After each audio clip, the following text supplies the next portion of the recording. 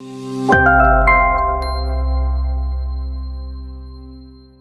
everybody, my name is Mansoor. I will be helping you today to understand this new products during the hair wash process, how to use them and for how long.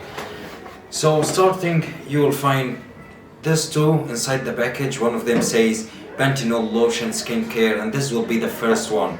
So you will start the third day after the operation, second day after the operation, spraying in your head and waiting between 15 minutes, 20 minutes, maximum is 1 hour, and then you will wash your head without touching, and that's it. You will do it daily. However, in the night time, daytime, just do it once a day.